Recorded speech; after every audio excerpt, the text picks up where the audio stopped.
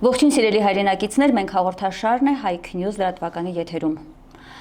Պատմում եմ, որ տարիներ առաջ գերմանացի մի հայտնի զինվորական 1992 թվականին Շուշիի ազատագրումից ամիսներ անց Արցախ գնալու ճանապարհին խնդրել է կանգնեցնել մեքենան, դուրս է եկել ու հեռվից դիտելով լեռներից վեր անառիկ ամրոց Շուշիի դիրքերը հարցրել է իրեն ուղեկցող հայ զինվորականներին. Ինչպես եք հայերդ կարողացել ազատագրել այս անմատչելի բերդաքաղաքը։ Եվ երբ նրան պատմել են իրականացված օպերացիայի կիրառված մարտավարական հնարքների մասին, գերմանացին հիացմունքով բացականչել է. հիրավի հայերդ ռազմական մեծ տաղանդ ունեցող ազգ եք։ Սա 1992 թվականն էր, սակայն 28 տարի անց 2020 թվականի նոյեմբերին ընկավ հայկական բերդաքաղաքը, մենք կորցրեցինք մեր Շուշին եւ այսօր ապրում ենք այդ հաղթական հիշողություններով։ Հյուրս այսօր Արցախի ինքնապաշտպանության ուժերի առաջին հրամանատար գնդապետ Արկադի Կարապետյանն է։ Շնորհակալ եմ, պարոն Կարապետյան, հրավերս ընդունելու համար, այս օրը մենք հյուրընկալվելու համար եւ նաեւ ես ուզում եմ անպայման շնորհավորել ձեզ, որովհետեւ Շուշիի ազատագրումը մեր հաղթական էջերից մեկն է։ Մենք այս պահին ժամանակավոր օկուպացված է մեր բերդաքաղաքը, բայց ես վստահ եմ, որ մենք հետ ենք բերելու եւ հիմա մենք միասին կզրուցենք այդ հարցի շուրջ։ Տեսեք, ամեն տարի այս օրը մենք բոլորս պատրաստվում ենք, գնում ենք Արցախ, որպեսզի տոնայինք Շուշիի ազատագրման օրը։ Ես հիշում եմ Ստեփանակերտը մի հրաշք, այսպես տոնական տրամադրությունների մեջ էր։ Ստեփանակերտը վերածվում էր հավաքատեղի, հայության հավաքատեղի, որտեղ աշխարհի տարբեր տեղերից գալիս էր մեր ժողովուրդը, եւ իսկ Շուշին կարծես ուխտատեղի լիներ։ Այդպիսի եղել է մեր հաղթական մայիսը միշտ, մինչև եկավ 20 թվականի դաժան պարտությունը։ Մեր հարցազրույցը ես կառաջարկեմ ձեզ բաժանենք երկու հատվածի։ Նախ գանք հաղթական օրերից, որովհետև դուք եղել եք Շուշիի ազատագրողներից եւ հարձակման 4 ուղղություններից մեկի հրամանատարը եւ հետեւաբար պիտի խնդրեմ ձեզ հիշողություններ պատմեք մեր ունկնդրին, ինչպես ազատագրվեց 1992 թվականին մեր բերդաքաղաք հայկական Շուշին։ Խնդրեմ։ Նախ շնորհակալ եմ, որ հիշում եք տոնը եւ մեզ մեկ։ Առանց դրա ինչպես կարող եք։ Երկրորդը, օգտվելով առիթից շնորհավորում եմ մեր հայությանը այդ հաղթանակի օրվան եւ այսօր ինձ համար տոնը։ Անկախ նրանից այսօր Շուշին թուրքերի տիրապետության տակա, կոնտրոլի տակա, նույնիսկ տիրապետությունն էլ եմ բառը, չուղղակի կոնտրոլի տակա ժամանակավոր։ Կամ վերահսկողության տակ է, այո։ Վերջը, ասեմ տենց էլի մի քիչ բանի ժողովրդական ասելու, թող մի քիչ կայֆավատելն միջև իրանց այդ պատիժը ստանան։ Այսօր տոնը տրամադրությունը տոնական է։ Եկեք այդ տոնական տրամադրությամբ տեղափոխվենք 92 թվական։ Ինչպես որոշվեց, որ այդ օպերացիան պետք է իրականացնել։ Շատ խորհրդավոր է Շուշիի ազատագրման հետ կապված տարբեր պատմություններ են պատմվում, մեկը մեկին երբեմն հակասող։ Գիտեք ինձ համար ինչն է, պարոն Կարապետյան, ցա, որ մենք հիմա Շուշիի ազատագրման ականատեսներն են եղել, այդ ժամանակի ապրողներն ենք, բայց մեր հետ հնդածս պատմությունը կեղծվում է։ Ես կուզեմ, որ այսօր հնարավորինս այն ինչ եղել է իրականում ներկայացնենք։ Ինչպես որոշվեց, որ պետք է ազատագրել մեր բերդաքաղաքը, առանց որի հնարավոր չէր, որովհետև այնտեղից թշնամին անընդհատ ռզմբակոծում էր Ստեփանակերտը։ Ինչպես որոշվեց, ում կողմից որոշվեց։ Նայեք, տարբեր հարցազրույցներում ասել եմ, հիմա էլ եմ ասում, եթե ով ինձ հետևում է, չնայած շատ բաներ չեն եթեր տալիս, բայց ժամանակին նամանավանդ, մանավանդ կներեք, նամանավանդն էլ սխալ խոսք, մանավանդն է, մանավանդ որ Այն ժամանակներում էլ ասենք ցենզուրա կար, հիմա էլ կա նույնիսկ ով ինչ ուզում է ասի, դա գործում է։ Այդպես է, ես որոնց մա չեմ նեղանում այդ խնդիրը։ Բայց որ նայելա ես միշտ ասել եմ այն ինչ որ կար, մակիսատ պարատ գնում էր էֆիր, բայց ոչինչ, էլի եթե նայեք, երբեք խոսքս չեմ փոխել, հա։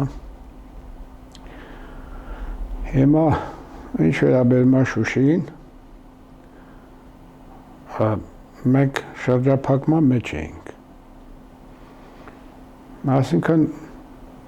խնդիր ունեինք չմեռնել թեկուզ, եթե զուտ շատ հարցեր դնենք մի կողմ, էլեմենտար ասենք ուղղակի սովից կմեռնեինք ի վերջո։ Ոնց որ այս բլակադան, այսպես որ նոր չի դա ընդհանրապես աշխարհի պատմության մեջ սովորական երևույթային իմաստով լավ բան չի։ Ես որ ասում եմ, ես մի քիչ այդպես շատ էմոցիոնալ մարդ չեմ, մեղմ ասած, ու այդ բաները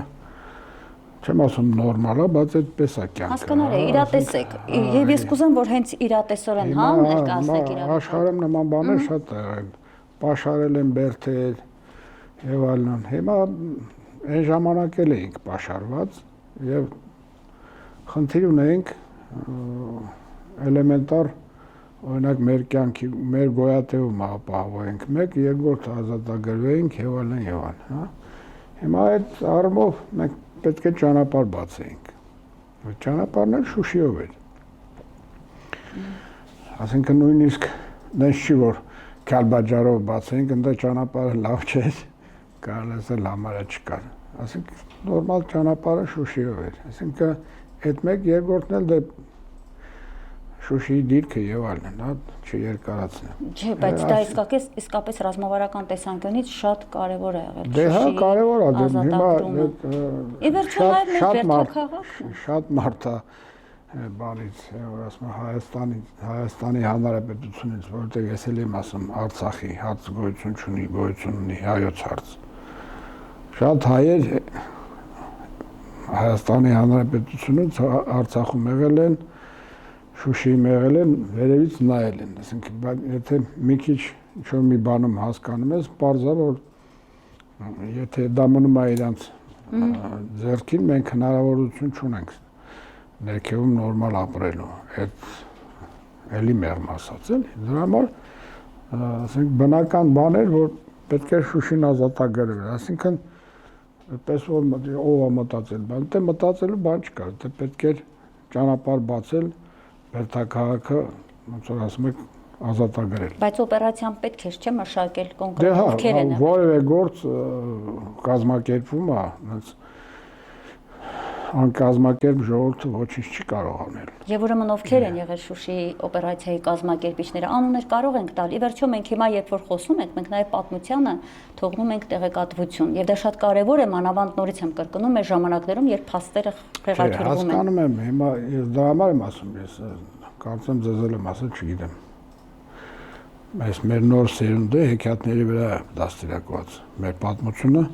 մեր նորագույն պատմությունը ոնց եղել է, այդպես չի մատուցում։ Ամեն մեկը իր համար գիրք է գրել, ինչ ուզեցել է գրել է։ Որ ասում է գյուղից մարդ չկա, գրել է էլի։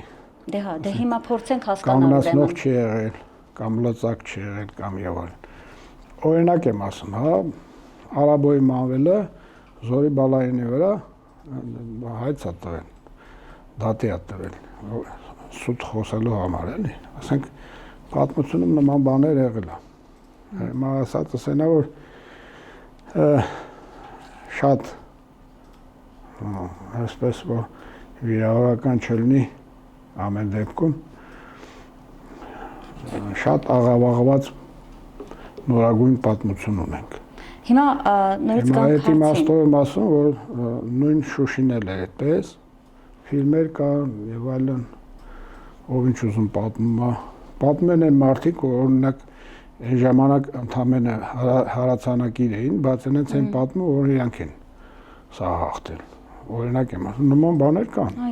Հենց այդպես չեմ ասում, էլի։ Ի վերջո դա նույնիսկ ինչ որտեղ Սուտ ամեն ինչ քանդում է, նույնիսկ սպանում է։ Մարդիկ կան նայում են, չեն դիմանում, ինֆարկտ են ստանում, մահանում են։ Այդ սպանությունը փաստորեն էլի, բայց դե ռուսի ասած ապասերի դվնն էլի, այսպես ասեմ։ Հիմա վերադառնանք պատմությանը, հա, մեկ թուրք կարծիք կա, որ ջոկատներով Շուշի ենք ազատագրել։ Կամավորական Ջոկատով ամենավերջի գյուղը չես կարող ազատագրել, ասեմ իմանաք, եթե այնտեղ դիմադրություն կա։ Ինչ է նշանակում ջոկատ, հա։ Ջոկատը դա նշանակում է, որ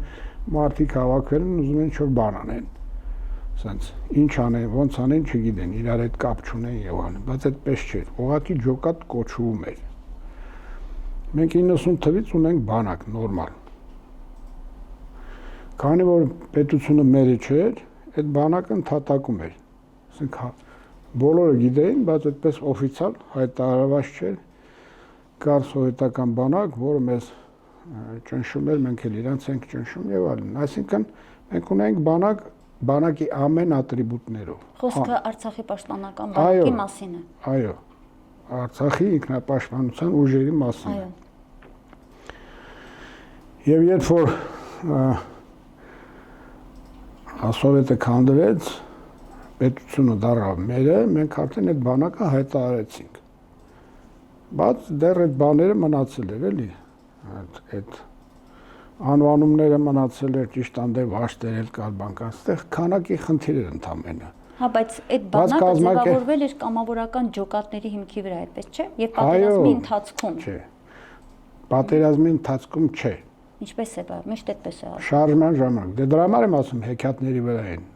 Շարժման ժամանակ 88-ի, 88-ին, 89-ին, 90-ին այդ ջոկատները ստեղծվում էին ու միավորվում էին։ Ի վերջո բոլորին միավորեցինք հրամանատ, բայց ինչի եմ կոչում առաջի հրամանատար։ Ես ո բան չեմ ասում, հենց այնպես բան խոսամ։ Չէ, դա փաստ է, չէ, արձանագրված փաստ է իմիջայլոց, հենց այնպես չի, փաստաթղթեր կան եւ այլն։ Դրա համար որ խոսում են, բայց շատ բաներ կա, շատ չեն կարող գազդան, որովհետև փաստաթուղթ կա,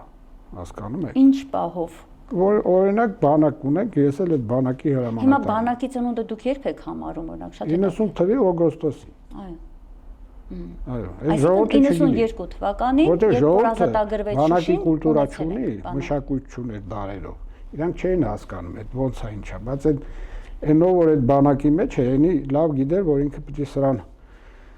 այս մեկը իր հրամանատարն է, այդ հրամանատարի հրամանատարը նա է, պիտի ենթարկվեն, կատարեն։ Հարկ եղած դեպքում ստեղից գնան այնտեղ պաշտպանեն, օգնության հասնեն, այս անեն, այն անեն, եւ դա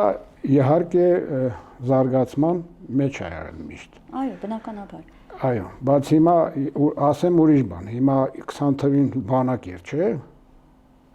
Վագոններով եւ այլն։ Ինչ արեցին, պարտվեցին։ Տարան պարտության։ Տարան կապ չունի, պարտվեցին, բանակը պարտվեց, ճիշտ է։ Չէ, ես փաստից եմ խոսում, հիմա ով ինչ ոնց դրեք մի կողմ, բանակը պարտվեց թե չէ, փաստ արձանագրեք։ Ես կարծում եմ պարտվեցինք իշխանության սխալ քաղաքականության։ Համա հասկացանք։ Հա, լավ, ուզում եք դուք ձևակերպում այդպես տալ։ Ես չեմ խոսում, դրանից ոնց է կազմակերպվել, ինչ դավադրությունն է եղել, թե չի եղել, ով է, այս ինչ արել եւ այլն։ Այդ դնում ենք մի կողմ, փաստ։ Շուշին մենք այն ճակերտավոր ջոկատները, որ Շուշին ազատագրել են։ Ինչու եք ասում ճակերտավոր։ Չէ, որտեղ ասում են բանակ կար, ջոկատներ չէ։ Հա, հասկանալի է։ Հիմա Շուշին որ բանը թուրքերը օկուպացրեցին, ոնց որ դուք ասում եք, օկուպացրեցին։ Բանակներ չէ, պահողը։ Պաշտպանության համակարգ ունեինք, բանակ ունեինք եւ այլն, հա? Ունեինք, չէ՞։ Հիմա էլ ունենք, ճիշտ է։ Շուշին թուրքերը գրավեցին։ Ջերմուկի տարածքները գրավեցին։ Բանակից չգրավեցին։ Ասենք ես իմ ինչ քաղաքապետարանից չեն գրավել, բանակից են չէ գրավել, բանակն է չէ պահում։ Դες էլ եմ էլի ասում։ Ասածս է դա, որ բանակը բանակ կար, բայց փաստը լավը չի, հա, արձանագրում ենք փաստեր կա էլի, ասենք, այսօր Արցախը մեր չի, փաստա չէ, բանակ ունենք, բայց Արցախ չունենք։ Բանակ ունենք, Ջերմուկի տարածք չունենք, բանակ ունենք, Սևլիչ չունենք, ճիշտ է։ Պարտված ենք։ Բայց այն ժամանակ ոնց որ ասում են ջոկատներ էր, այսինքն բանակ չկար։ Բայց այդ ոնց է ջոկատներով բան ենք արել։ Այդքանն արել ենք։ Որովհետև ջոկատներ չեն։ Հիմա որ ջոկատներ լիներ, բանակ չլներ, ընդհանրապես Երևանն էլ կտային 20 թվին, հասկանում եք։ Լավ, հիմա այդ փաստը արձանագրենք, հասկանալի է։ Ունեցել ենք բանակ։ Տարբերություն։ Շատ լավ, ունեցել ենք բանակ, բայց այդ բանակը ուներ իր հրամանատարները եւ օպերացիան էլ հստակ հրամանատարներ են, չէ՞։ Այո։ Ստեղծել, կազմել։ Հիմա եկեք խոսենք մարդկանց մասին, ովքեր են եղել, ովքեր այդ սցենարը ստեղծեցին, այդ օպերացիան Շուշիի ազատագրման, կարող ենք անուններ հստակ հնչեցնել։ Առաջին հրամանատարը հենց դուք եք եղել։ Առաջին հրամանատարը, հա, բայց ես միջև մարտի 4-ն եմ եղել, դրանից հետո եղել է Արկադի Տեր-Թադևոսյանը։ Այսինքն Շուշին ազատագրվել է իր հրամանատարության տակ։ Ուզում եք, չեք ուզում, ընդունում եք, այդ ուրիշ հարց է, հա, բայց լավ է, վատ է, բաներ կա, որ ինչ ուզում եք ասեք։ Հիմա ինքն է հրամանատար եղել, իր օրոք Շուշին ազատագրվել է, տեղակալն եղել է Բաբայան Սամվելը, շտաբի պետն եղել է Գզոգյան Ֆելիքսը, ես եղել եմ ուղղության հրամանատար։ Եկեք հասկանանք մեր հաղթանակը ինչպես ձեռք բերվեց 92 թվականին։ Ոնց եղավ այդ օրինակ ասվում է հետևյալը, նախապես այնպիսի գործողություններ են արվել, ռազմավարական այնպիսի տակտիկա է մշակված եղել, որ մինչև կշարժվեր մեր զորքը դեպի բարձունք, հա, մեր տղաները, մեր զինվորները, Շուշիում այլևս թուրքերը չեն եղել։ Շուշիում մարտեր եղել են 92-ին, թե իսկապես խուճապ է եղել, թողել փախել են։ Ուրեմն ես դες ասեմ, որ բավականին սխալներ կային հենց այդ պլանի մեջ։ Ես նոր խոսում ենք Դուշման Վարդանի հետ, Իսրայելյան Ռուսլանի հետ եւ տարելքի հետ մի խոսքով հետախուզություն եմ արել Շուշի հետ դեպի Զարուսլու բանա այդ ամբողջ տարածքը հետախուզել եմ անձամբ ես։ Այնտեղ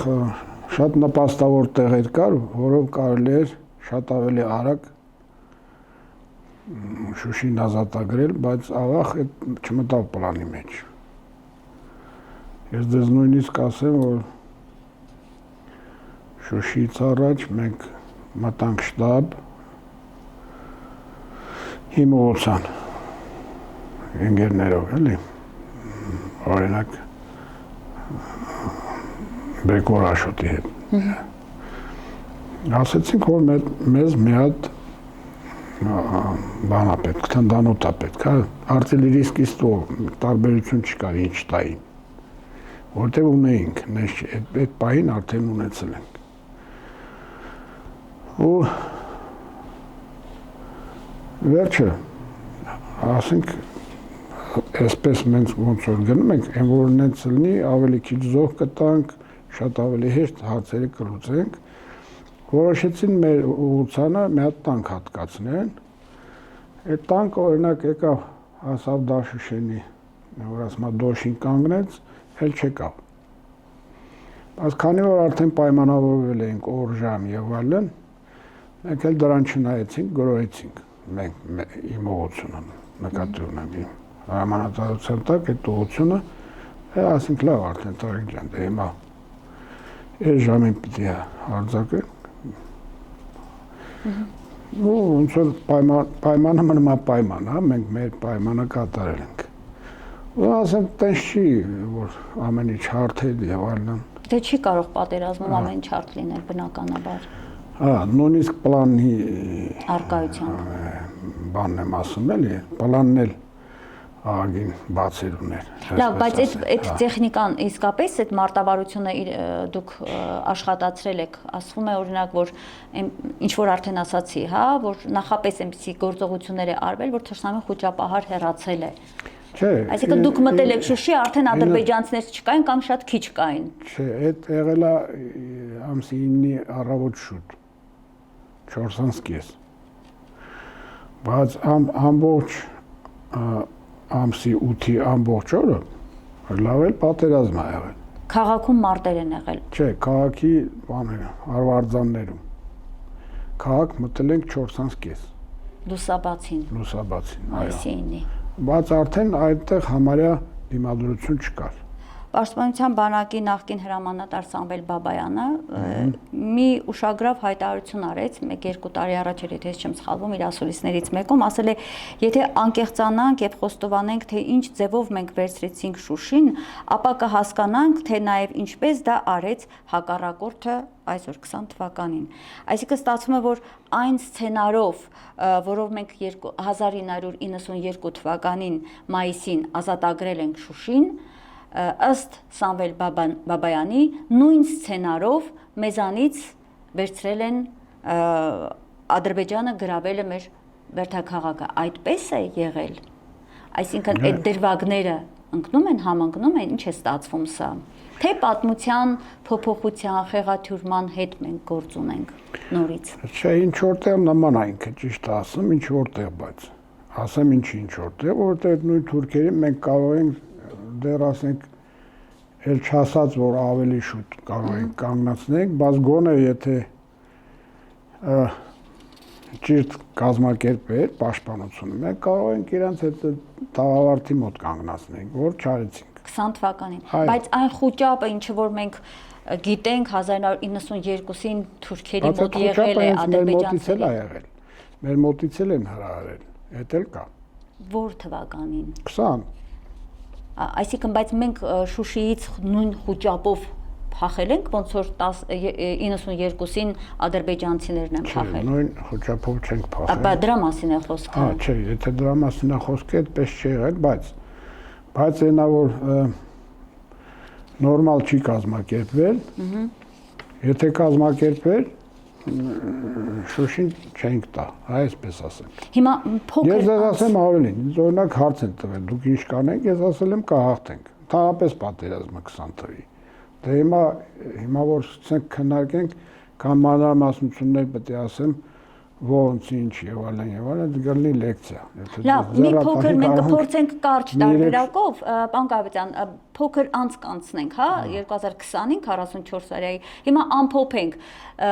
1992 թվականին մենք կարողացանք ազատագրել մեր Բերթաքաղաքը, պատվով ազատագրել, փայլուն օպերացիայով, որոշակի ասացիք օպերացիան այնուհանդերձ իր մեջ խնդիրներ ուներ, մենք կարող ենք այս խնդիրներն են ինչի համար։ 92 թվին մենք 4:30 չէ մտանք քաղաք։ Բայց այն ինչ որ ես առաջարկում էի, մենք առավոտ կարող ենք ամսի 8-ին մտնենք քաղաք։ Տարբերությունն է դա։ Զոհեր ենք տվել այդ ուշ մտնելու պատճառով, այստեղ կարող է դա լինել ցավալի։ Եթե չէ, ուրեմն մի քանի ժամ այս կողմ են կողմ, ինչպես ասում են։ Այսպես զոհեր պիտի տաս, դա պատերազմի։ Հա։ Ոնց որ ասում օրենքն է, առանց դա չի լինում։ Բայց մենք շատ քիչ զոհ ենք տվել ընդհանրապես։ Իմ ուղղությունը օրինակ 8 զոհ է տվել։ Հա։ Ամենակիչ թե ոնց չեմ կարող ասել, որ ասում չեմ հաշվել։ Բայց ես 8 զոհ եմ տվել իմ ամբողջ ուղղությունը։ Ու մեծ այսպես ասեմ էլի ամենաինտենսիվ մարտերը իմ ուղղությամբ է եղել ամսի 8-ին։ Ձեր ուղղությունը որ ուղղությունն է եղել։ Արևելյան ուղղությունը, Շոշ գյուղի կողմի ուղղությունը, հա, բայց 8 զոհ եմ տվել։ Դե փառք ու պատիվ ձեզ, որտեղ դա շատ կարևոր է հրամանատարի ճիշտ գործողություններ, գրագետ գործողություններն են, որ զինվորի կյանքը խնայել եք։ Ոնց ասեմ։ Ասում եմ, որ մենք բանակի կուլտուրա ունենայինք, մենք կարող ենք գուցե եւ ընդհանուր ամեն մի քիչ զոհ, մի քանի հոգի ընդամենը զոհ տայինք, ամբողջովին, հա։ Ամբողջ նկատի ունեք Ինչի պատերազմում օրինակ առաջին ասենք ֆերմա կար, տղերքը ասեցին թուրքեր կան մեջը։ Ես ասեցի գործ չունեք, մի գրոհեք։ Հա։ Մի գրոհեք, իրանք գնալու են։ Բայց իրանք որոշեցին, որ իրանք ուզում են հերոսանալ եւ այլն, կամ չգիտեմ, կամ տրաֆեի ձեռք բերեն, թե ինչ անեն, իրանք ռացան անջատեցին, որ ես իրանք չկարողանամ հարամայեմ, իբր չի լսվում, եւ գնացին այդ ֆերման գրոհեցին եւ զոհ տվեցին։ Եվ ընկան վատ վիճակի մեջ։ Որ ընկան վատ վիճակի մեջ, հետս կապնվեցին, ես օգնություն ուղարկեցի եւ այդ հարցը լուծեցինք։ Բայց թուրքերի մի մասը գնացել էր։ Այսինքն անիմաստ է եղել այդ գործողությունը։ Հասկանում եք, պատերազմը ինչ է, էլի, որ sense բանը ճակատը դեմ ես տալիս, sense կամ մի փոսում նստում ես, ասում ես, ես այդտեղ սահման եմ պահում կամ չգիտեմ։ Ուղիղ պետք է ունենաս քթիցակ պետք է ունենաս պատերազմը։ Մի բան էլ, այդ թվականներին այդ շրջանում ռոմանտիզմը խանգարել է պատերազմին, հա, այսպես հերոսանալու ասեցիք, չէ՞, իսկապես մեր այդ ռոմանտիզմը կար, չէ՞։ Ռոմանտիզմը ես ոնց ասեմ, ռոմանտիզմ ճակերտավոր կասեի, ես կասեի sense, եթե զինվորը ամենալավ զինվորն է նա, որ կուրաժի մեջ անգնում, այսպես ասենք։ Էդի բանը կռվող զինվորի ամենաբարձր բանն է, էլի։ Որ այդ կռվի մեջ ինքը չեմ ասի հաճույք հաստանում, չէ։ Ինքը ուղղակի իր այդ հմտությունները, իր հոգեկերտվածքը բան անենց ոգին է դա ոնց հասկացա, հա։ Լավ օգտագործում, որ Բայց շատ լավ կարևոր բան է, չէ։ Իհարկե, հա։ Այդ բարձր բանն է, հա։ Այո, գիտակցումն է դա շատ բարձր։ Եթե մարդ այդքան չկա ու ուզում է մի անգամից տենց լինի, ինքը այդ ռոմանտիզմի բանի տակ է մնում։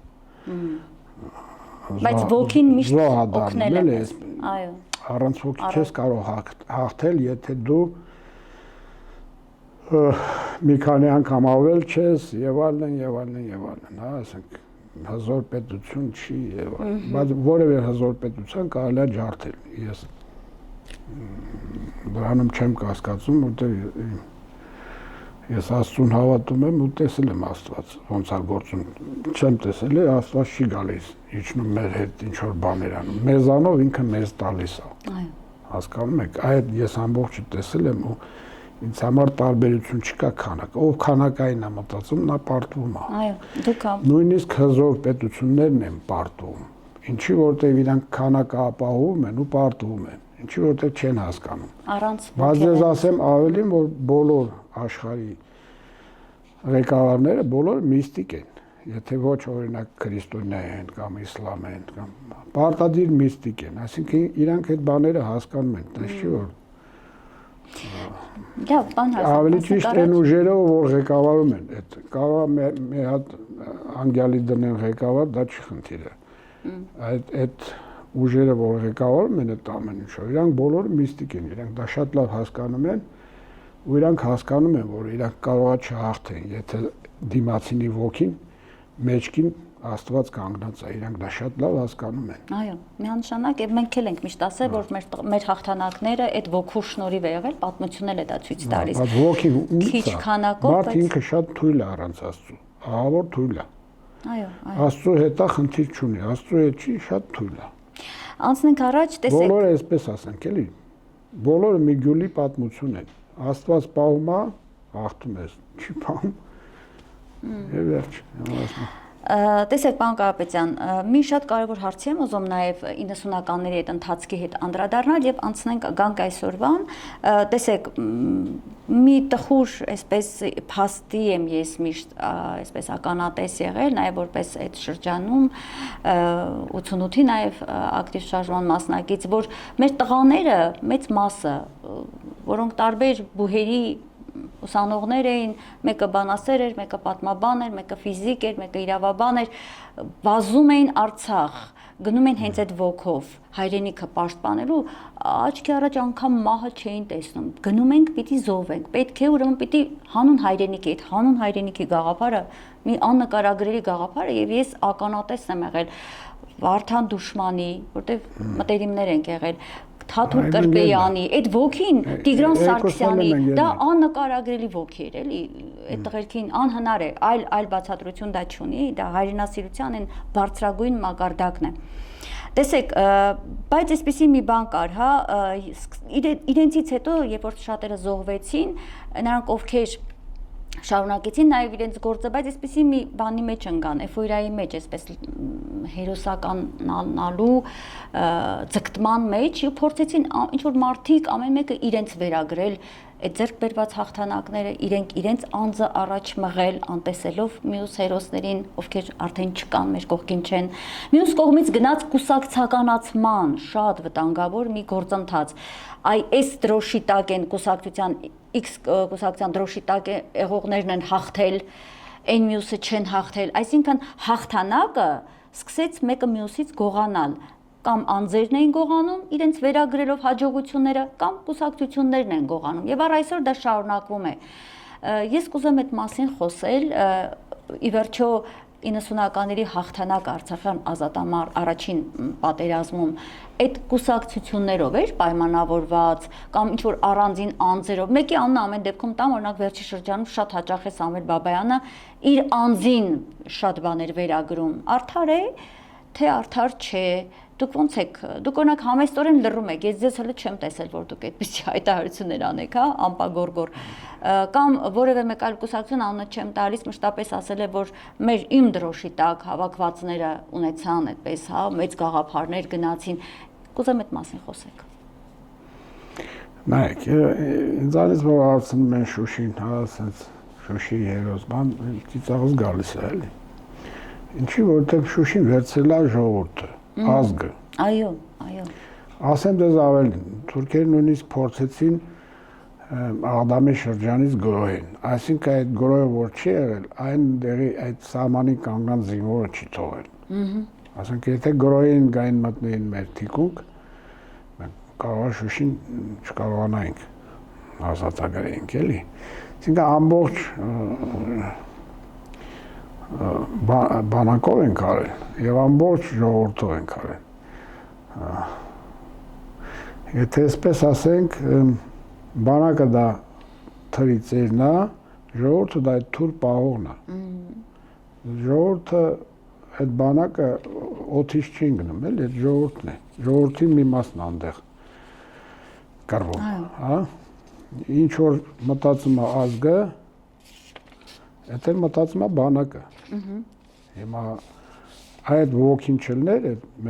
մեր ժողովրդի,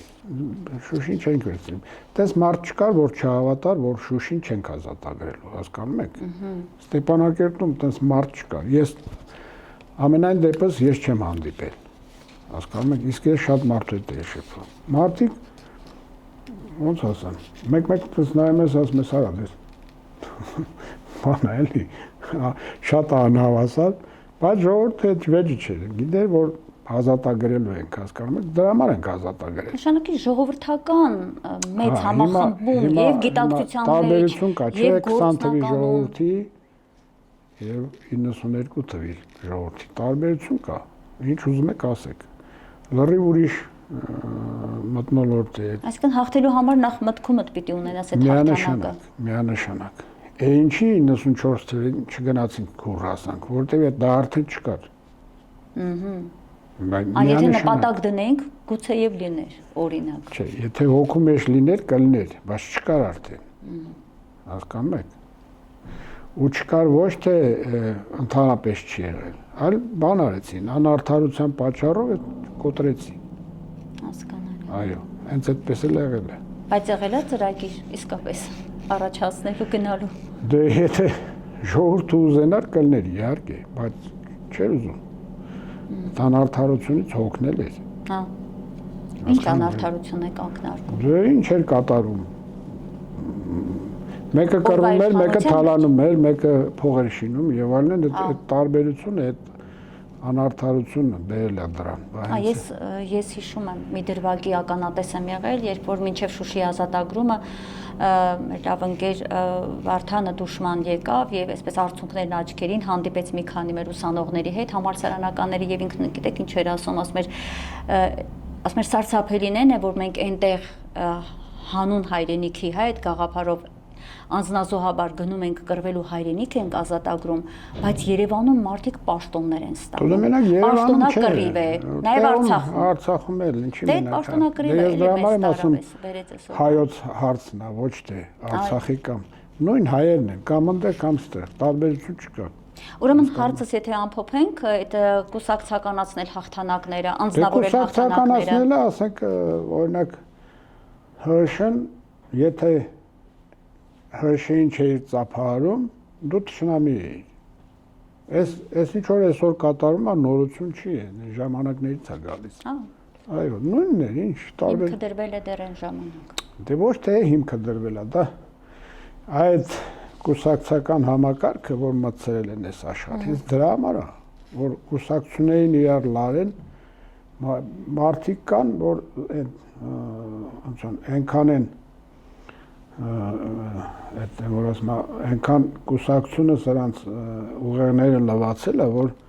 իրանք արդեն ոչ թե ազգին են ծառայում, այլ կուսակցությանը, հասկանում եք, որևէ տարբերություն չկա, որևէ։ Ես տենց կուսակցություն չգիտեմ, որ այն բան, այսօրվա դրությամբ թեկուզ ավանդական էլի, որ բոլորը մտածեն միայն հայրենիքի մասին։ Իրանք պարտադիր կուսակցության մասին նեղ կուսակցական շահեր ցավոք եւ դառնում է պատճառ ազգի պառակտման եւ բարդությունների։ Այո, դա կա, ոչ չի որ Անդրանիկը մերժել է բոլոր Զորաբար Անդրանիկը մերժել է բոլոր կուսակցությունները։ Հիմա դրա համար ասում եմ, որ ընդորում տարբերություն չկա դու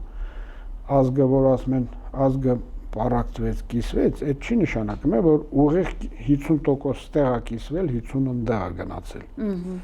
Հասկանում եք, եթե նույնիսկ 3%-ը կիսեցիր քեզանից, արդեն այդ մեղքի տակ ես մտած, արդեն Աստվածաշնչի այդ բառերը գործում է, որ ասում է տունը կիսվեց, քանդվում է, երկիրը կիսվեց, քանդվում է։ Հասկանում եք։ Այո։ Էլ եմ ասում, տարբերություն չկա։ Բոլոր մի տեսակ հասկանում են, որ պարտադիր երկու մաս լինեն ու իրար ուտեն։ Չէ, մի մասը կարող է շատ փոքր լինի, այդ մեծ մասը նրան ուտի, այն մեկը պարտվելու է։ Պարոն Կարապետյան, ամբողջը։ Այո, մեկ հարց էլ տամ, հա, ինչը շատ է հարցվում։ Գետե բոլոր Շուշիի հետ կապված բոլոր խոսակցություններում կամ նյութերում, հարցազրույցներում կա այդ հարցը,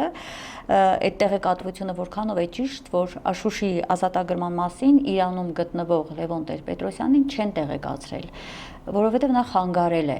այսինքն նա թույլ չի տվել, համաձայն չի եղել այդ օպերացիայի հետ, այդպես է։ Ես չեմ կարող հստակ ասել, որովհետև Լևոն Տեր-Պետրոսյանի հետ չեմ խոսել,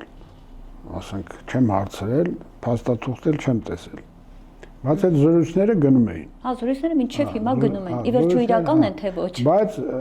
չէ, ես ասեմ ուրիշ բան, ինչ չէր հետաքրքրում Լևոն Տեր-Պետրոսյանն ինչ է մտածում։ Հա, դուք զինվոր եք եղել։ Չէ, ոչ թե զինվոր, չի մենակ զինվոր, կազմակերպել եմ,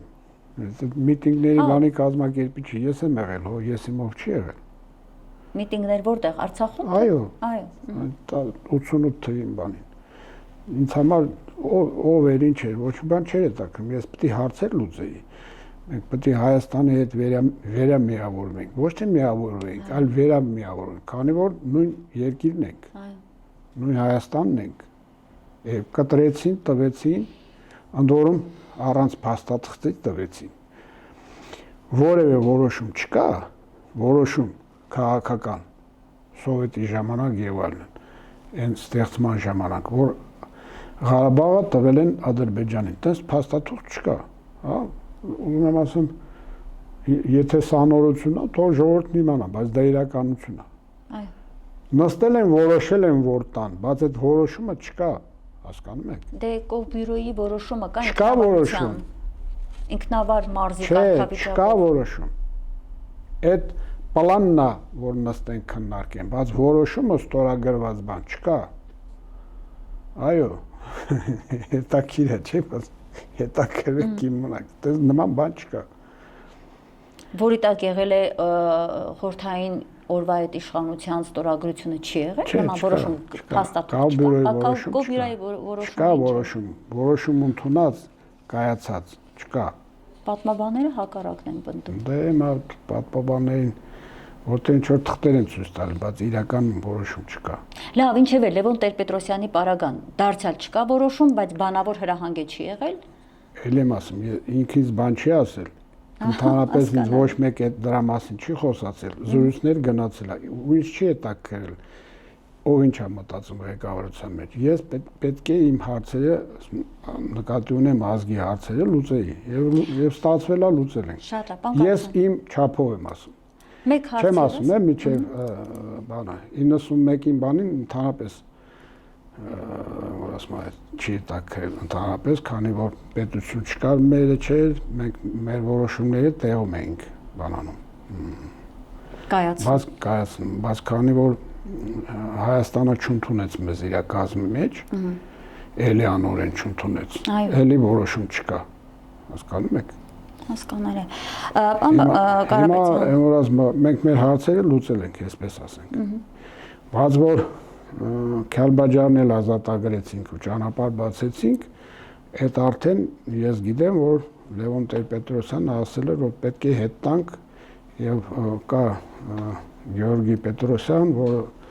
Գորիսում այդ ամենը իրան ասվել է եւ այլն իրան հարցրեք ինքը ամեն ինչ հանգամանալից կպատմի։ Այսինքն Քարվաճարը չի ցանկացել ազատագրել Լևոն Տեր-Պետրոսյանը, այդպես հասկացա ձեր խոսքից։ Բայց դա շատ կարևոր։ Դե հիմա ասում եմ Պետրոսյան Գեորգին մեր նախկին արտգործնախարարը այն ժամանակ ինքը մեր ազգային ժողովի բանն էր Արտոն Մկրտչյանից հետո նախագահն էր, հա, պաշտոնակատարն էր, էլի։ Այդ պատմությունները եղել են Գորիսում հանդիպում ա եղել եւ այլն իրան հարցրեք ինքը մանրամասն կպատմի։ Շատ լավ, շատ լավ։ Մեկ հարց եւս եւ անցնենք հաջորդ հարցերին, շատ չի չափազանցնում Սամվել Բաբայանը ամեն ինչ իրեն փորձանելով վերագրել, վերջին հարցազրույցներում ես դա տեսնում եմ։ Արկադի Տեր-Թադևոսյանի դերն է փորձում նսեմացնել, Կամանդոսի դերն է փորձում նսեմացնել, սա ինչ է նշանակում, հա? Փորձանելով ամեն ինչ իրեն վերագրել, կա այդ միտումը։ Այդ բանով, պլանով, հա? Ոնց որ ի վերջո իրականացրեց։ Իր դերը այն էր, որ ինքը հետևից մտնի այդ Լիսագորի հատվածը առաջ գա, այնտեղ պոստեր կար, վերցնի, գա կանգնի ճանապարհի գլխին եւ առաջացնի խոճապ։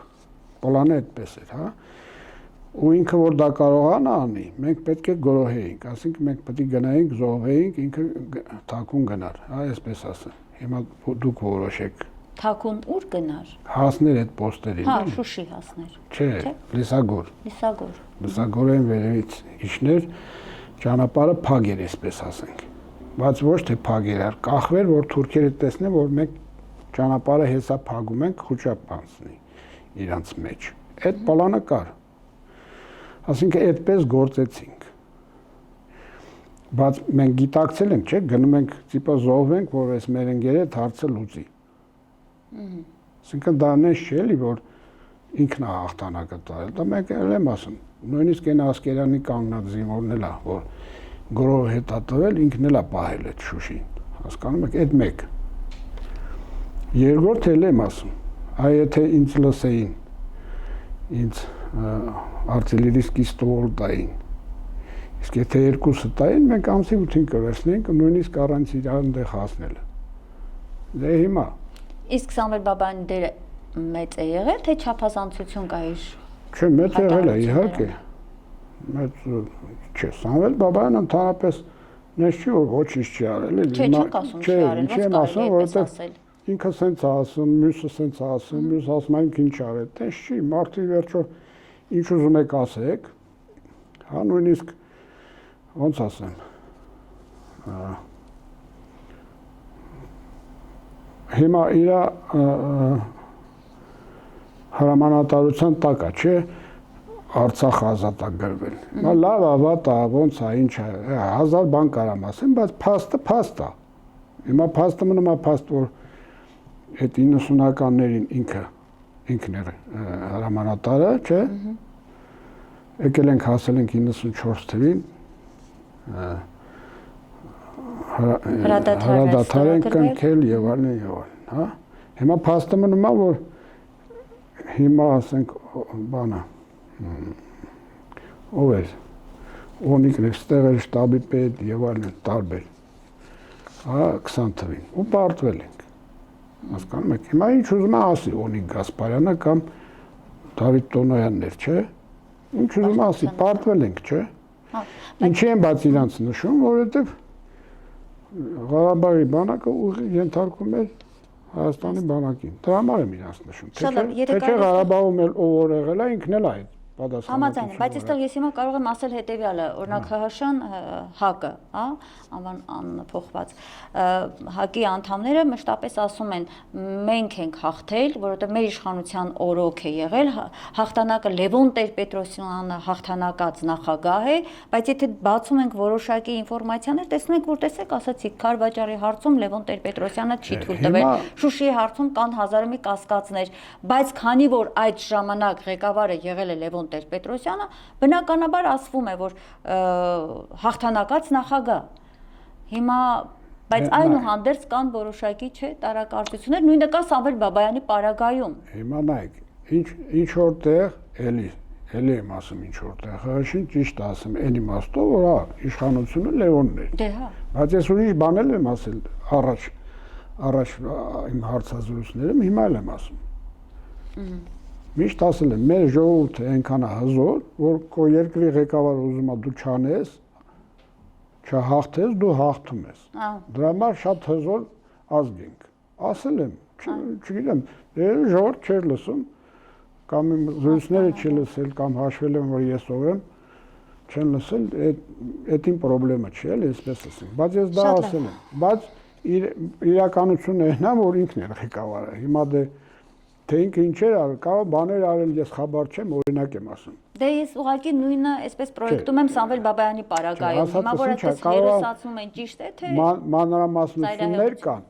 որ ասենք ինքն է ինչ որ բան դզել, փչել, ստացվել է։ Ես չգիտեմ, օրինակ կարող չիմանամ, բայց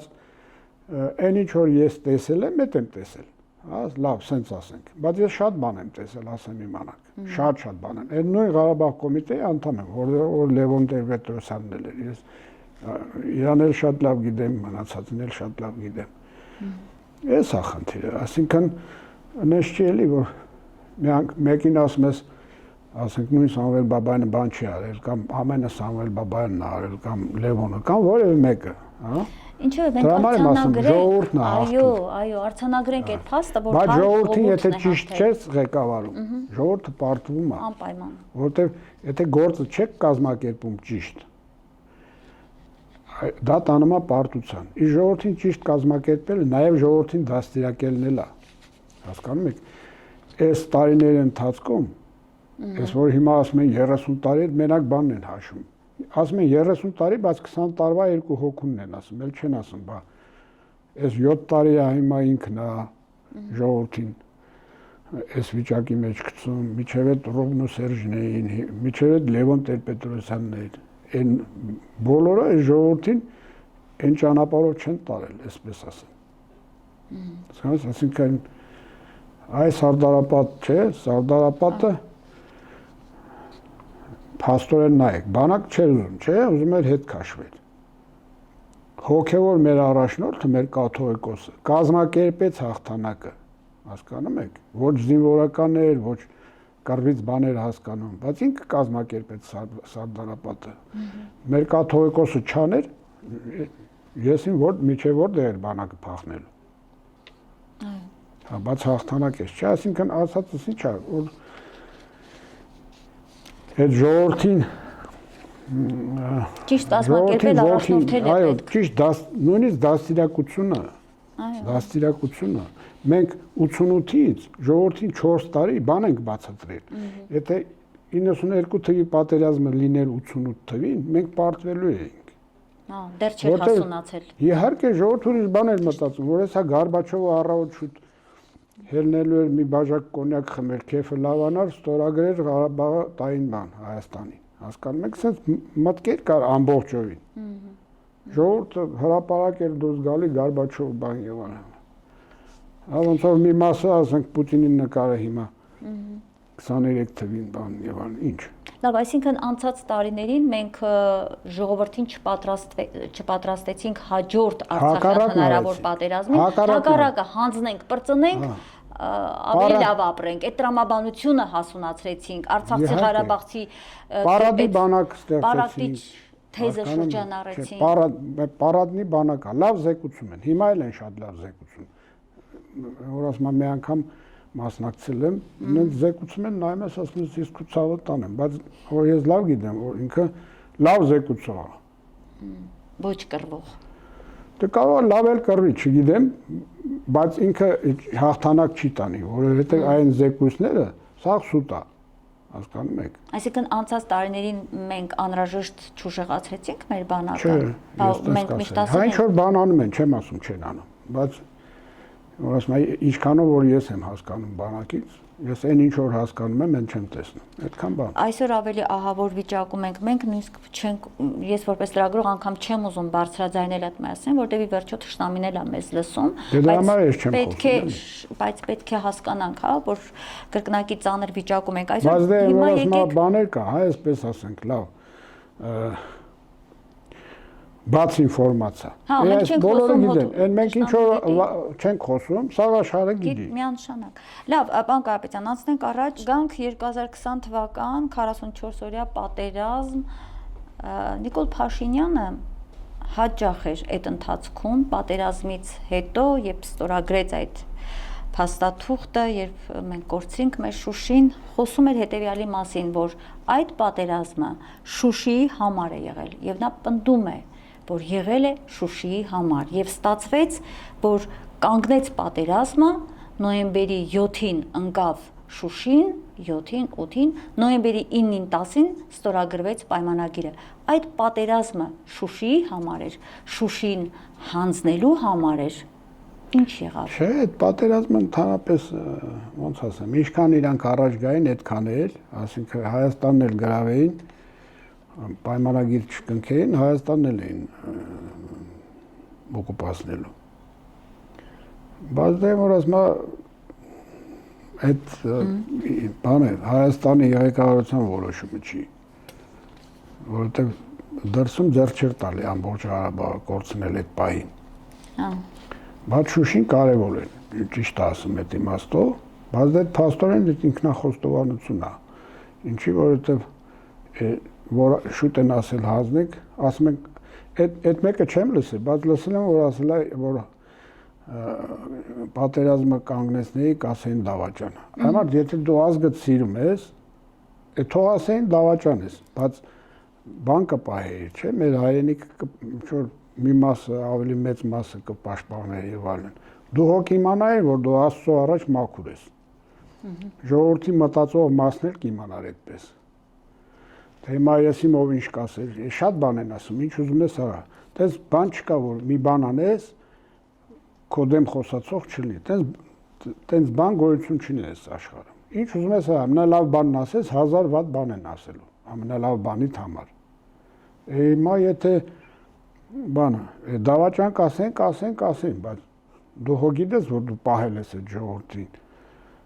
կոտորածից, կորուստից, բան, հայրենիքի կորուստից եւ այլն։ Այդ բանը է։ Ամսի 5-ին աները, չգիտեմ, երբ մի քանի անգամ են ասում։ Հիմա հիշեցնեմ հոկտեմբերի 19-ին ինքը ասում է, Նիկոլ Փաշինյանի բառերը հիմա մեջբերում եմ։ Հոկտեմբերի 19-ին զրույց ունեցա Պուտինի հետ, նա ասաց, որ կարելի է ռուսական պլանով կանգնեցնել պատերազմը, 7 շրջանները վերադարձնել,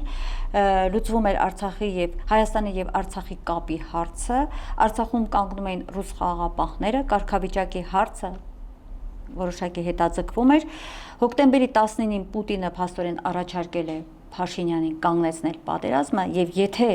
հոկտեմբերի 19-ին կանգներ պատերազմը, Շուշին չէր ընկնի, դա փաստ է, չէ, ասեմ ուրիշ բան։ Այդ հասկացանք։ Մեկը սաղ տվել են, չէ՞։ Փաստա, չէ՞, չկա, ոչ մի բան չկա, ոչ Ղարաբաղ կա, ոչ 7 շրջան կա, ոչինչ չկա, ճիշտ է հիմա։ Հիմա տվել են։ Հա, դե դրան էր գնում։ Այո։ Բայց ասեմ ուրիշ բան, չէ՞, Օնի Գասպարյանը ասում է ես բան եմ, չէ՞ արել։ Զեկուցել եմ։ Այս զեկուցելը ուրեմն մարդը հասկանում է, չէ՞ ինչ է ասում։ Որ պետք է կանգնեցնել, որտեղ ծանր վիճակում ենք, այո։ Ընդ որում բան ինձ թվում է քանակային մտածող է, բայց ամեն դեպքում հասկանում է, էլի գործից։ Լսեի, եթե դու չես հասկանում, այն հասկացողին լսեի։ Գիտեք ինչ է պատճառաբանում։ Տեսեք ինչ է, նորից եմ հիմա իրեն մեջ բերում։ Ասում է Ադրբեջանը այդ ընթացքում պահանջել է, որ ադրբեջանցիները պետք է հասանելիություն ունենան Շուշի գալու։ Կարևոր հարց է եղել, այսինքն այստեղ Շուշիում պետք է լիներ 95% ադրբեջանական բնակչություն, Փաշինյանն է ասում։ Շուշին Ադրբեջանին կապող առանձին ճանապարհ պետք է ունենար, սա նշանակում է Շուշին Ադրբեջանին հանձնել, ես դա այդ առաջարկը մերժել եմ, հետո շարունակում է այդ ընթացքում խորհրդարանից նա հետևյալ միտքը ասաց. ինձ ինչի մեջ եք մեղադրում, որ եթե համաձայնեի ադրբեջանցիներին վերադարձնեինք, Շուշին կմնար հայկական, բայց դա խնդրահարույց է։ Այսինքն ինքը ասում է, եթե ես այդ քայլին գնայի, համաձայնեի ադրբեջանցիները գային բնակվեին, ոնց կմնար Շուշին հայկական։ Նորից փաստից խոսանք։ Հիմա Շուշին ադրբեջանական չի։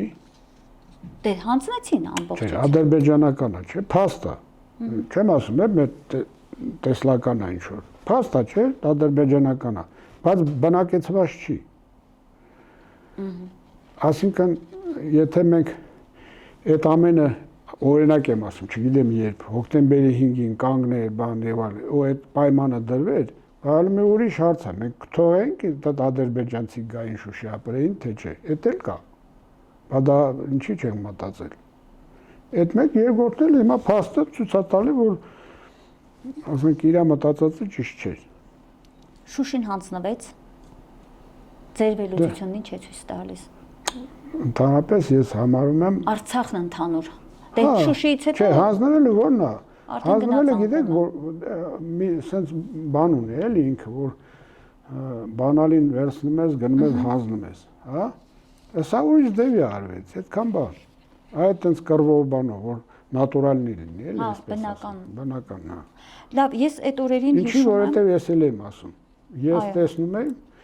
այն ժամանակ էլ նույնիսկ հիմա եմ տեսնում, որ մենք կարող ենք ամեն ինչ հետ բերենք ու հաղթենք։ Դե հիմա ուզում են հավատան, ուզում են չհավատան, հասկանան, չհասկանան, ինչ չի տակ քրում։ Ես այդ մտքին եմ։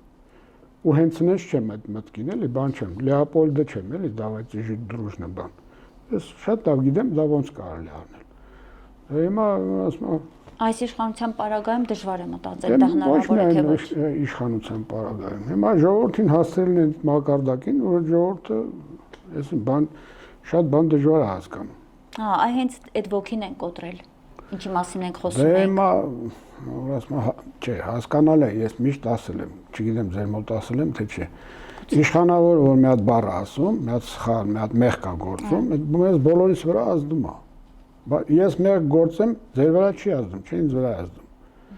Ընդհանրապես պետության վրա չի ազդում, ինձ վրա է ազդում, բայց որ իշխանավորն է այդ բանը անում, բոլորիս վրա ազդում է, որոնց շատ վատ։ Հիմա այդ տեսանկյունից, ասում եմ, պարզ չի որ իշխանությունն է ժողովրդին կարողանում կազմակերպի, ուղղորդի եւ այլն, հա, բայց ժողովուրդն էլ հո բան չի, որ ասում եմ ամեն դեպքում, ինքն է պետք է մտածի։ Լավ, ես ուզում եմ գալ այդ օրերին դուք հանդես եկաք մի ուղերձով հայտարարություն հնչեցրեցիք, որտեղ ասում եք կոչ էր դա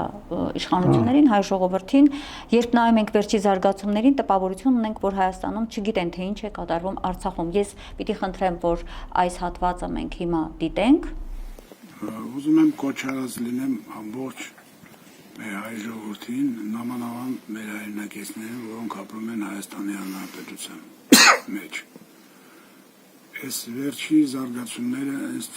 երբ որ նայում եմ մեդիա դաշտը, տպավորություն է ստացվում, որ Հայաստանում տեղյակ չեն այստեղ ինչ է կատարվում։ Այստեղ կատարվում է հետևյալը։ Չեմ կարող ասել իհարկե հստակ ինչ կա չկա այն իմաստով, որ բանակի հարամկազմի մեջ ներգրավված չեմ, բայց քանի որ ունեմ շատ ընկերներ եւ տարբեր տեղ կրվում են եւ այստեղ արդեն որևէ գաղտնիք չկա, ուրեմն պատերազմը ժողովուրդ ջան ընթանում է Շուշիի տակ։ Չգիտեմ ձեզ տեղ ինչ են ասում, ոնց են ասում, բայց պատերազմը ասել է Շուշիի պարիսպների տակ համարյա։ Ու թուրքերը չեն կռվում, չեն արճակատում մեզ հետ։ Ուղղակի հրետանով աշխատում են, գալիս են նստում են մեր զոհված տղաների,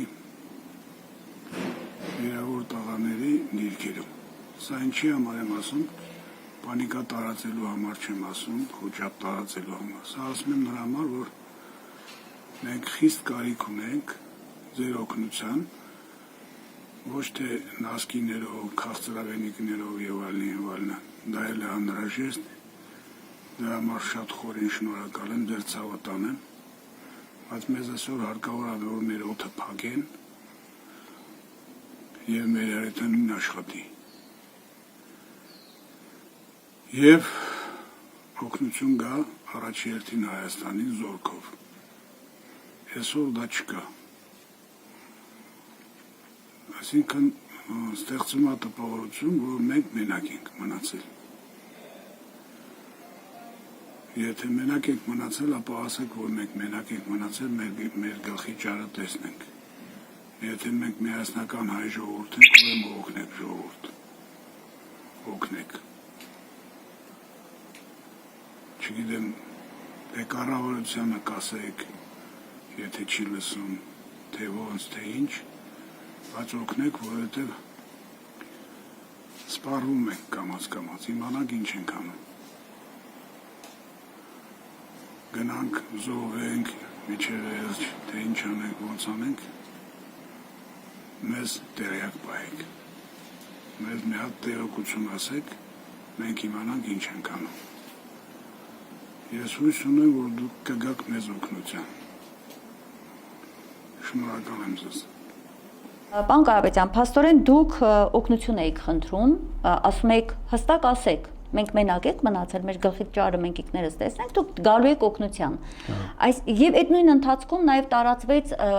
Արայք Հարությունյանի հերթական նման հայտարարություն, ոչ թե տարածվեց, դա գաղտնազերծվեց, կարելի ասել, որովհետև դա այսպես հեռախոսազրույց էր, եթե ես չեմ սխալվում, պարոն Իսրայելյանի հետ, չէ, այդպես Ռուսլան Իսրայելյանի հետ էր Արայք Հարությունյանը հեռախոսազրույց ունեցել, որտեղ ասում է 10 օր է զանգում եմ, 10 օր է կապ եմ ուզում ստեղծել Երևանի հետ, հասեք օգնության, չկա։ Ինչ էր կատարվում։ Նայեք, երբ որ ես հրամանատար էի 90-91 թվին, 92 թվին նույնիսկ սկզբին, հա։ Ես երբեք հույսս ինչ-որ ջոկատների վրա չեմ դրել։ Երբեք։ Ասենք որ կգան կօգնեն։ Ինչի որտեղ ես իմ ուժերս հաշվարկել եմ եւ որ ասում իմ կարողություններով իմ հարցերը լուծում էի, հա, այսպես ասեմ։ Ես գիտեի ինչի եմ ընդունակ, ինչ կարող եմ անել եւ անում էի։ Եթե ջոկատներ էին գալիս, դե այն ժամանակ չեմ ասում ջոկատներ, որտեղ Հայաստանի բանակը գիտեք բան հունվարի 28-ին է հրաման եղել բան, միջև այդ ջոկատներ են, այն Հայաստանում ջոկատներ էին, բանակ չէր։ Ջոկատներ կային, որոնց վրա ես հույս դնում էի, որտեղ իրանք բան են արել։ Այդ ընթացքում ինձ հետ սերտ համագործակցել են, ես իրանց վրա հույս էի դնում, որտեղ այդ մարդիկ չեն խափում, հաստատ գալիս էին իրանց ասած ժամանակին եւ այլն, նո ինձ էլ ձեռ չեր տալ ինչ որտեղ, բայց ինչ որ է, ինչի եմ ասում ձեռ չեր տալ, որտեղ իրանք տիպը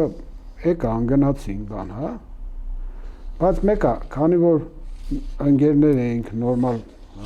տղերք էին, բան, ես իրանց վրա հույս էի դնում, որ այսին ժամանակին գալու են,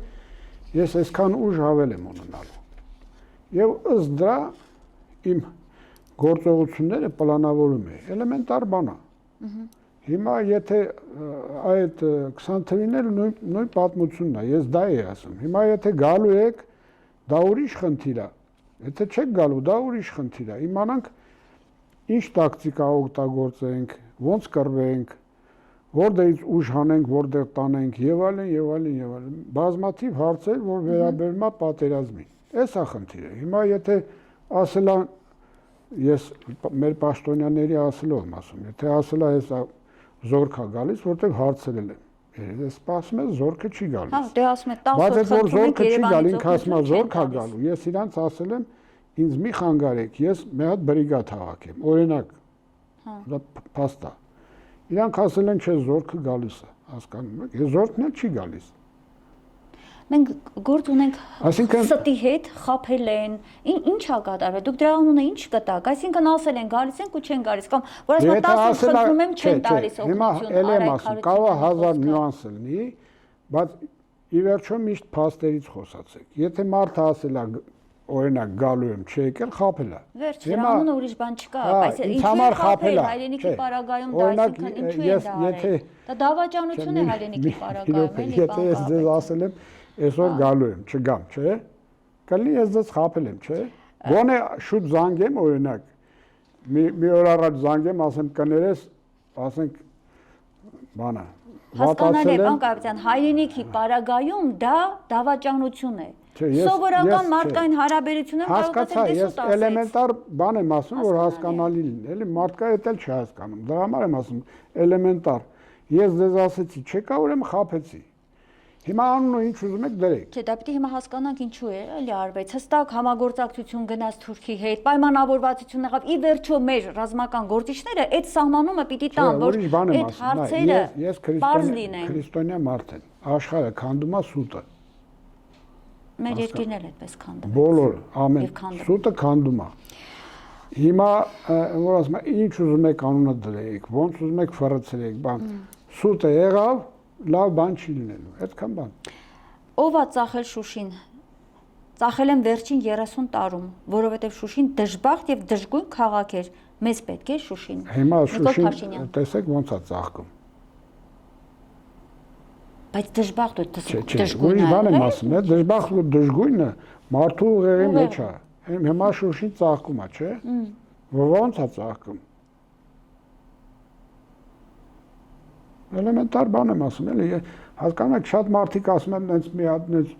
հստակ բան չես ասում։ Այմա դրանից ավել էլ ինչ հստակ ասեմ։ Հիմա ասում է դժբախտ դժգույն, հիմա Շուշին ծաղկում է։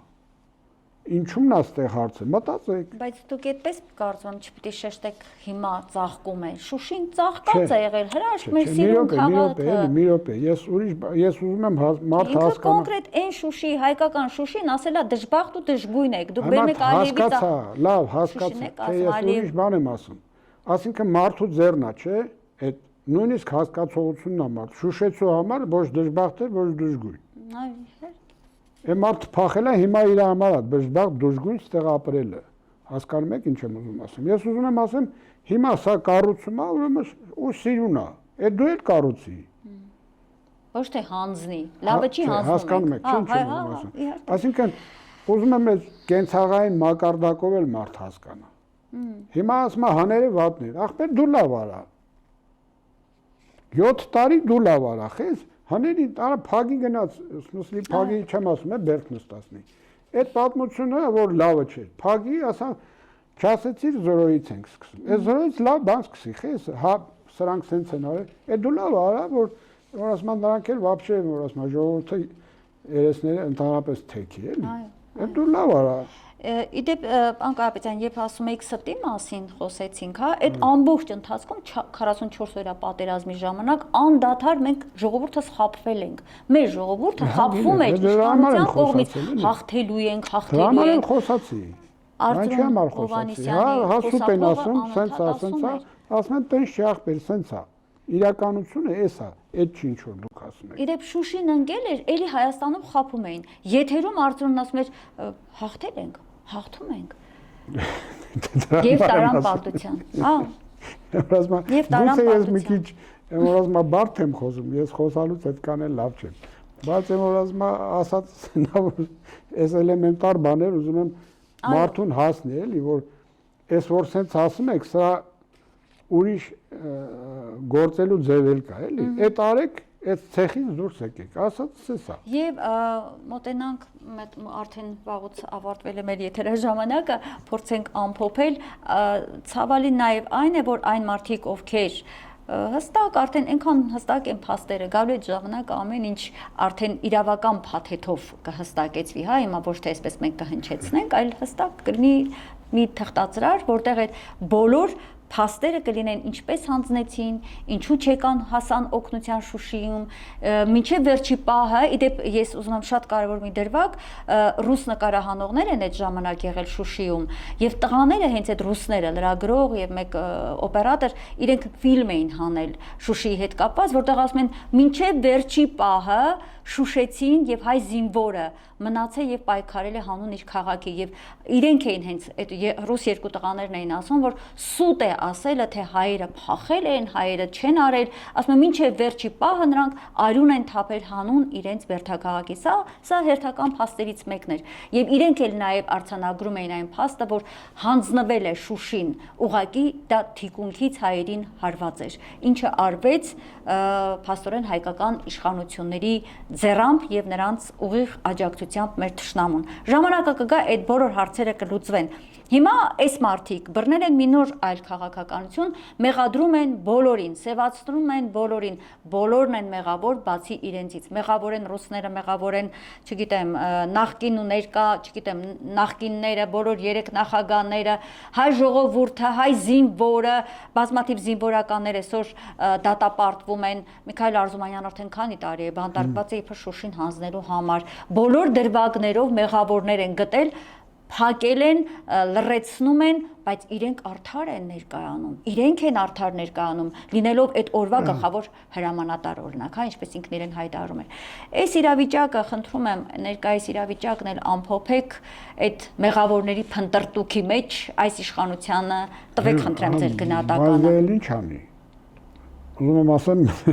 ո՞նց արդարանա, տես պիտի արդարանա։ Ես էլ եմ ասում, իշխանության մարդին չի գալիս, չէ՞։ Սահմանադրությամբ գրած է, չէ՞, չնայած մնացած օրենքներն այնպես է գրված, որ այս ժողովուրդը դա բանն է, չէ՞, տերն է երկրի, հա։ Բայց այդպես օրենք չկա, որ ժողովուրդը իր տիրությունը ցույց տա։ Այդ օրենք չկա, օրինակ դառնում է լոզունգ։ Լոզունգ, այո։ Բանը, կառավարությունն է դառնում երկրի բանը, տերը։ Չէ, որ ինքը մենեջերն է, պետք է մենեջերություն անենք, հասկացանք։ Այսինքն ինքը պետք է ժողովրդի պատվեր կատարի, բայց օրենք չկա, որ ժողովուրդը այդ պատվերը տա։ Այդ փակ գաղտնի քվեարկությունը դա այն նույն կուսակցության այդ սիստեմայի մեջ բան է, հնարք է, էլի, այսպես ասենք։ Ընտրություն կազմակերպեն ում ուզեն դնեն եւ բանը մեղքը գցեն ժողովրդի վրա, որ դու ես ընտրել։ Այն մարդիկ այնքան մարդ կա, ասում չեմ ընտրել։ Օրինակ եմ ասում։ Հիմա եթե դու քեզ դրել են որևէ մեկին, ել եմ ասում, լավ հանցնենք էլի կենցաղայինի, որ ամենավերջի այն բանին հասկանալի լինի։ Այդ դու ղեկավարում ես, քեզ բերել են դրել են միտեղ, միջև քեզ շատ վատ ա եղել, հիմա դու ես։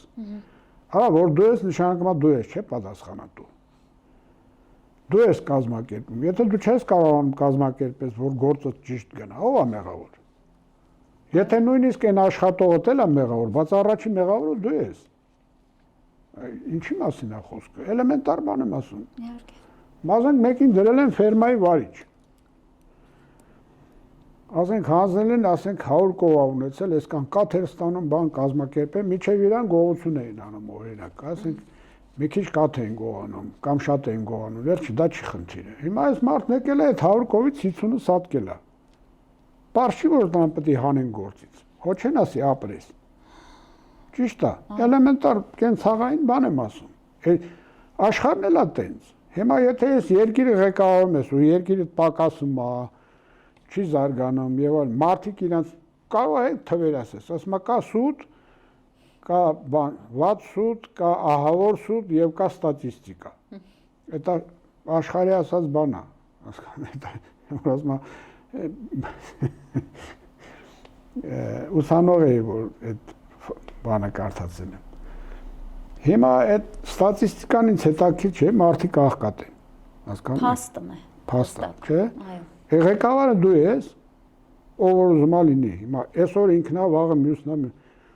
Եթե լավ չես կազմակերպել, ինչի մասին է խոսքը։ Առաջին մեղավորը դու ես, այդքան։ Հիմա այդ մեղավոր մարդը անդադ արդարանում է եւ չի պատրաստում հեռանալ։ Հիմա ուրիշ բան ասեմ։ Հիմա Եվրոպայում բանում ականատես եք լինում։ Մի մարդ ասենք վարչապետը բանա միտեղ $100,000 պատմություն է բացում, մարդը հրաժարական է տալիս։ Որտեղ նորմալ գործընթացներ են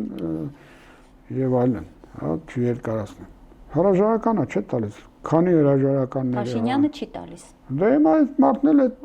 ասում է մեղքը գցում է բոլորիս վրա։ Հիմա ընդդիմություն կներեք, քանի որ այդ թեմային եկաք, օրվա առիթով չի ուզում դրան անդրադառնալ, շատ կարճ ուղղակի եթերաժամանակն է սպառվել, նաև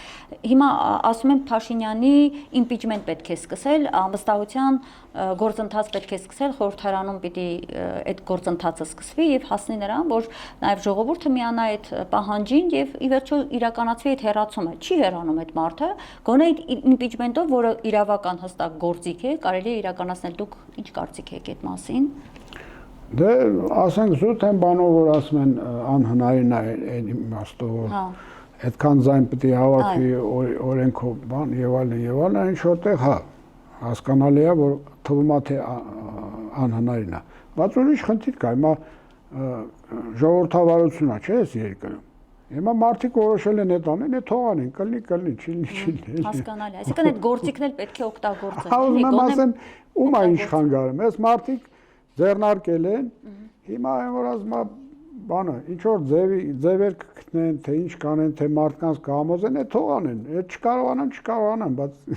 մի կարևոր հանգամանք կա ով պետք է լինի առաջնորդը այդ առաջնորդի միասնական տեխնացուի շուրջ է քննարկումը ընդդիմադիր տեխնացուի մասին է խոսքը ձեզ ով կարող է լինել այդ առաջնորդը Դե ճիշտ ասած ես Դուք առաջնորդ տեսնում եք այսօր միասնական ընդդիմադիր առաջնորդի խորհրդարական անդիմացանը մեղմ ասած լուրջ չեմ վերաբերում։ Ինչի որտեվ դոնակ 21 թվի ընտրությունը, դա հատուկ ընտրություն գնացին, բզեցին, հատուկ այդ կազմակերպեցին, որ Նիկոլ Փաշինյանի բանը իշխանությունը երկարացնեն, ես տենց եմ ընդունում։ Իրանք շատ լավ գիտեին, չէ, իրանք շատ լավ գիտեին, որ Նիկոլ Փաշինյանը հաղթելու է այդ ընտրությունների ժամանակ։ Եթե չգիտեին, ուրեմն իրանք քաղաքական գործիչ չեն։ Բայց եթե գիտեին, ու ինձ թվում է գիտեին, իրանք շատ լավ ամեն ինչ բան են արել, հաշվարկել են։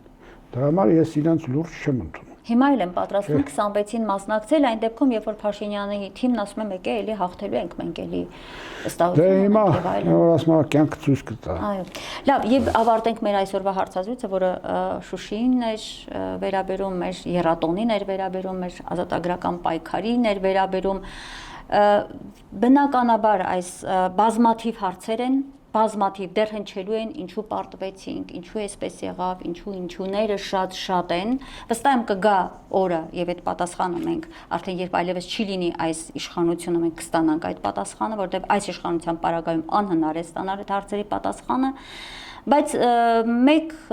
հարց եմ ուզում տալ ակնկալելով ձեզնից որպես ռազմական գործիչ, ոչ թե որպես այսպես ռոմանտիկ մի մարդու, որը կպատասխանի ռազմական գործիչ որպես։ Մենք այս իրավիճակից կարողանալու ենք, պարոն Կարապետյան, դուրս գալ Արցախը, մեր 5000-ամյա մեր հայրենիքը, որը հայկական երկրորդ պետությունն էր արդեն չճանաչված, բայց իր բոլոր ատրիբուտներով։ Մեզ մնացել էր, ինչպես ասում են, մի քայլ այդ ճանաչման գործընթացը նաև իրականացնելու համար, անկախությունը արձանագրելու համար։ Մենք կարողանալու ենք հետ վերադարձնել մեր Արցախը, մեր հայրենիքը եւ մեր արցախահայությունը կարողանալու է գնալ իր բնորան հայրենիք, որի իրավունքը լիարժեք ունի։ Մենք հասնելու ենք այդ օրվան։ Պարտադիր։ Նախ ասեմ, որ բանը Արցախի ինքնորոշումը, հա, անկախությունը եւ այլն, դա սխալ գաղափար է։ Մենք պայքարել ենք Հայաստանի հետ միավորման համար։ Իսկ հիմա որ ասում եք վերադառնալու ենք որպես մեկ պետություն։ Մեկ մեծ պետություն Արցախով, Նախիջևանով, Արևմտյան Հայաստանով։ Մեկ մեծ հզոր պետություն ենք ունենալու։ Հիմա ինչի վրա է ձեր հույսը կներեք, կարող եք այդ փակագիծն էլ բացել։ Այդ միստիկայից որ խոսում ենք, այդ ամենը գործում է, տենց չի։ Հիմա մեր դարաշրջանն է, հա, այդպես ասենք։ Մենք հզոր պետություն ենք ունենալու։ Կասկած չկա։ Ես չեմ կասկածում։ Ճիշտ է, պատերազմով անցնելու ենք, այդ ամենը պատերազմով ալինելու։ Հիմա օրինակ ընկեր ունեմ, ասում եմ ժողովրդին վախացնում ես պատերազմով, ես ասում եմ չեմ վախացնում, ես զգուշացնում եմ, ուզեք, չուզեք լինելու է։ Այսինքն պատրաստվեք, որ առանց կորուստների դուրս գաք այդ իրավիճակից կամ էլ քիչ կորուստներով գոնե։ Հիմա եթե ժողովուրդը չի հասկանում, որ ասում ենք պատրաստվեք, ես ինչ մեղք ունեմ։ Ես չեմ վախացնում։ Ես հակառակը ճանապարհներն եմ ցույց տալիս ու ասում եմ, որ նույնիսկ եթե չի հասկանում ինչ ճանապարհով է, բայց ասում եմ, որ դա պարտադիր լինելու է։ Ես դա հեքիաթ չեմ ասում։ Ասում եմ, այն ինչ որ լինելու է, կապրենք, կտեսնենք, էլի։ Բայց ամեն դեպքում այդ պատերազմը ոնց որ մեզանից չի կախված, ամբողջ աշխարհը կռվելու է իրար հետ։ Ասենք մենք էլ ենք պատերազմի մեջ լինում։ Նենց չի էլի, որ մենակ մենք ենք կռվելու։ Չէ, հենա տեսնում եք, Հնդկաստան, Պակիստան, ամբողջ աշխարհը, Իսրայել, Թուրքիա, Սիրիա եւ այլն, հենց նենց չի, դա մեր կողքն է, չէ՞ շուրջը։ Մի օր էլ մեզ էլ է կապնելու, էլի, ասենց ասենք, ուզենք, չուզենք։ Դրա համար եմ ասում, պետք պատրաստել է պետք։ Իսկ պատրաստվելը առաջի հերթին դա հոգեվորն է։ Սարդարապետը կաթողիկոսն է բան արել, հաղթել։ Հոգևորն է հաղթել։ Այսինքն, հա, ու կաթողիկոս որ ասում եմ, չեմ ասում, մարդը ժողովրդին ոտի հանեց, այո, բանակին ոգի տվեց, հոգևորականները գնացին պատերազմի, հա, եւ հաղթեցին։ Նույնը լինելու է հիմա։ Նույնն է լինելու է հիմա, հիմա ոնց է լինելու, ասենք զուտ տեխնիկական իմաստով, ով ինչ է անելու, բան, հստակ հիմա չեմ կարող ասել, բայց որ ասում որ սցենարով էլի, բայց որ դա լինելու է, ես չեմ կասկածում։ Որ այդ ասում եք, ես մտքումս անընդհատ հետեւյալն էր, թե պետք 21-րդ դարի սկիզբը ողբերգական եղավ մեզ համար կորուստներով, հա, բայց ամեն դեպքում երևի 21-րդ դարը մերն է լինելու։ Միանշանակ։ Գիտեք, այն որ ասում Աստված գործում է ու մարդիկ որտեղ որ խորացած չեն, աթեիստ են, բան չեն, Աստվածունից չի ինքը օրենքներ է դրել այս աշխարհում, այդ օրենքները բոլորը աշխատում են։ Այդ օրենքները բերելու են ի վերջո դրան, էս է խնդիրը։ Շնորհակալ եմ, պարոն Կարապետյան, հետաքրքիր զրույցի համար, փակագծեր նաև բացելու համար։ Դարձյալ ու դարձյալ շնորհավորում եմ բոլորիս եռատոնը, մեզ համար Շուշին պիտի լինի ազատագրված, մենք հասնելու ենք այդ օրվան, հաճախ ենք, չէ, վերջերս նաև ասում, հանդիպենք Շուշիում այս խոսքը եւ չեմ ուզում, որ դա ուղղակի ռոմանտիկ հնչի, ուզում եմ, որ դա իսկապես լինի իրական պայքարի արդյունքում, մենք գնալու ենք մեր երկիրը, չի կարող առանց իր բնակչի լինել, չի կարող հայը այն ավերը, որ հիմա գնում է, այն հայության, հայկականության քարուքանդը, որ այսօր Ադրբեջանն իրականացում է, դրա վերջը գալու է, չի կարող, անարդար է լինելու, անարդար կլինի, եթե այդպես շարունակվի, էլի, պարոն ռեպլիկան եմ վերջում։ Խնդրեմ, շարունակում է անդադ մեր հարցազրույցը։ Ռեպլիկ, հա, Թուրքիայում երկրաշարժներ եղան, Ստամբուլում եղավ, չէ, մարդկանց խոճապը տեսել եք։ Դե, բնական։ Եթե հենց նենց չի։ Բնությունն էլ է մեզ օգնելու, էլի այսպես ասենք, լավ։ Շնորհակալ եմ, պարոն Կարապետյան, վերհիշեցնեմ այսօր մենք տաղավարում ես հյուրընկալել էի Արցախի ինքնապաշտպանության ուժերի առաջին հրամանատար Արկադի Կարապետյանին։ Լավ եղեք, կհանդիպենք։